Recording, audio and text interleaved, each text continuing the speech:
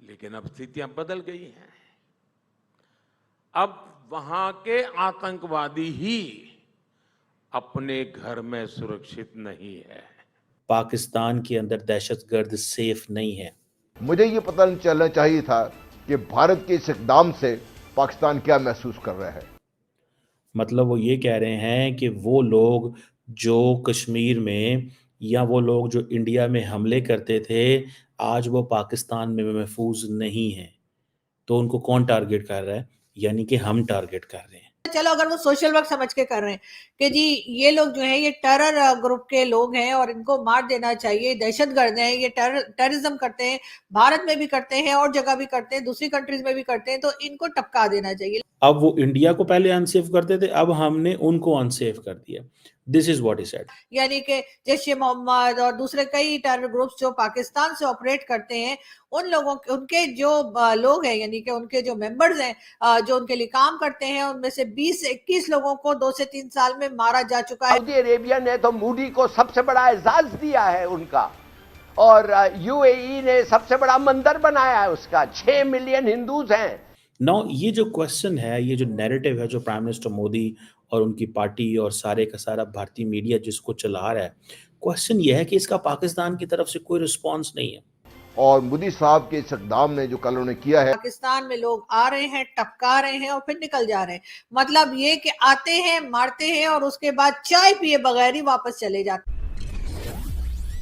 Hello friends, जय Hind. Hindustan special में आपका स्वागत है दोस्तों।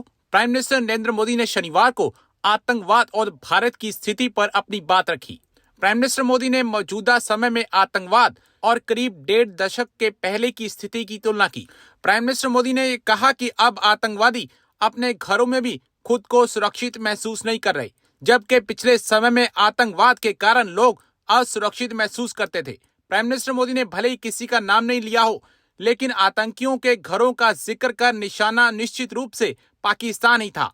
भारत वैश्विक मंचों पर कई बार पाकिस्तान की आतंकियों को पनाह देने की नीति दुनिया के सामने रख चुका है। दिल्ली में एक कार्यक्रम को संबोधित करते हुए प्राइम मिनिस्टर मोदी ने कहा कि समय बदल गया है। मोदी ने कहा कि उन्होंने कार्यक्रम में आयोजित एक प्रदर्शनी में 26/11 मुंबई आतंकवादी हमले पर रिपोर्ट देखी। उन्होंने कहा कि उस समय आतंकवाद के कारण भारत के लोग असुरक्षित महसूस करते थे, लेकिन अब समय बदल गया है और अब आतंकवादी अपने घरों में भी खुद को सुरक्षित महसूस नहीं कर पा रहे। लार्जली जो हेडलाइंस बनी है इंडियन मीडिया के अंदर वो यही बनी है कि आज पाकिस्तान के अंदर दहशतगर्द सेफ नहीं है। मतलब वो ये कह रहे हैं कि वो लोग जो कश्मीर में या वो लोग जो इंडिया में हमले करते थे, आज वो पाकिस्तान में महफूज नहीं हैं। तो उनको कौन टारगेट कर रहा है? यानी कि हम टारगेट कर रहे हैं। This is what he was saying.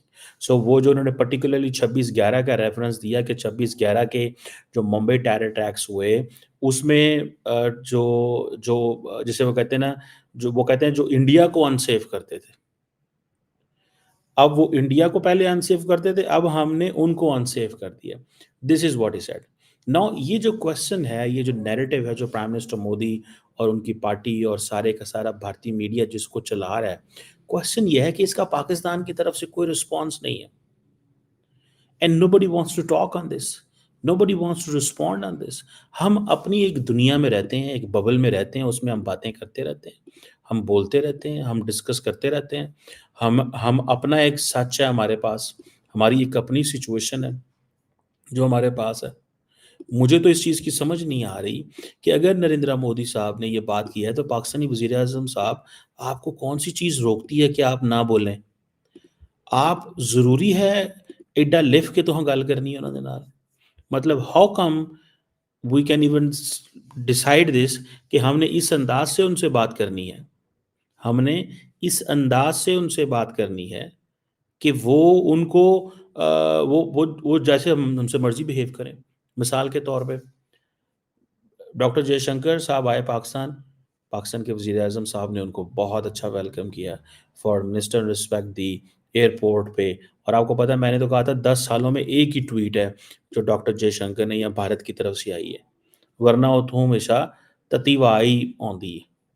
अब अगर एक ट्वीट आई है, जो कुछ हुआ, उसके बाद now they are back on the track and that track is Pakistan में हमने नहीं भेजना क्रिकेट टीम को। तरफ से जी पिछले 2 से 3 साल में पाकिस्तान में टारगेट किलिंग्स हो रही हैं।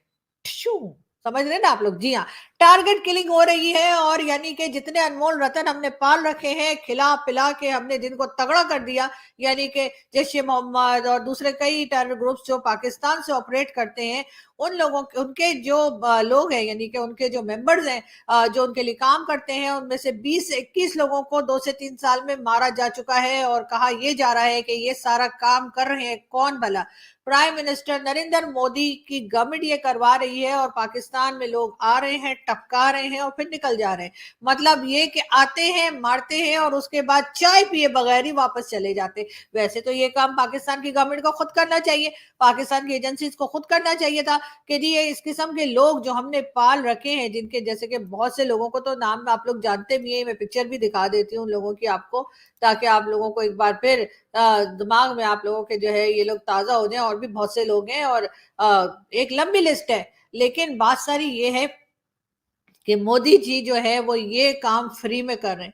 मतलब वो जिनको टारगेट किलिंग के लिए भेजा जाता होगा वो भी तो कोई सोशल वर्क करने तो नहीं निकले होंगे। वैसे तो ये सोशल वर्क में भी आ सकती है ये बात, लेकिन ये कि सोशल वर्क तो नहीं कर रहे होंगे ना कोई पेमेंट तो होती होगी ना। चलो अगर वो सोशल वर्क समझ के कर रहे हैं कि जी ये लोग जो है ये टेरर ग्रुप के लोग हैं और इनको मार देना चाहिए, दहशतगर्द हैं, ये टेररिज्म करते हैं, भारत में भी करते हैं और जगह भी करते हैं, दूसरी कंट्रीज में भी करते हैं, तो इनको टपका देना चाहिए। लेकिन फिर भी गोली का, आने जाने का, रहने का, खाने का, कहीं तो ठहरते ही होंगे ना, किसी होटल में, नहीं तो किसी के घर, नहीं तो किसी के किसी गेस्ट हाउस में, या टेंट लगा के, या रोड में भी अगर रह रहे तो खाते पीते तो होंगे ना। इसलिए कि वो जिसको मारना है, हमने तो मूवीज में देखा है ना, बच्चन साहब की मूवीज में और कई मूवीज में आपने देखा होगा कि कितना कितना टाइम लग जाता है, वो निशाने ही लेते रहते हैं और अगला बंदा भाग जाता है।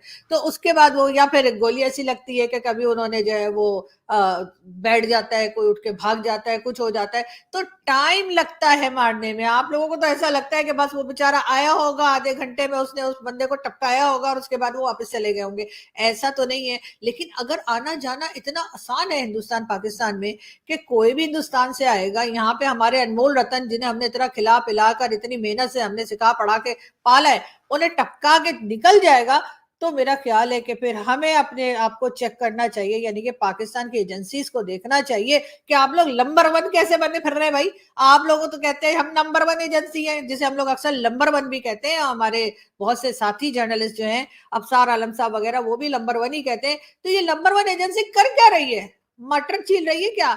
कि मतलब इंडिया से लोग आते हैं, टपकाते हैं हमारे लोगों को और फिर चले जाते हैं, और उसके बाद गार्डियन वाले उठकर 4 साल बाद, 3 साल बाद एक जो है वो आर्टिकल प्रिंट कर देते हैं और कहते हैं कि जी ये सब कुछ पाकिस्तान में भारत की गवर्नमेंट करा रही है। यानी मोदी जी हद हो गई। यानी अपने लोगों को आप चंद्रयान पे भेज रहे हैं और हमारे लोगों को आप 72 उरों के पास भेज रहे हैं। मतलब ये कौन सा तरीका है भाई? ये तो ऐसा नहीं होना चाहिए। देखिए हमारे लोगों को भी चंद्रयान पे जाना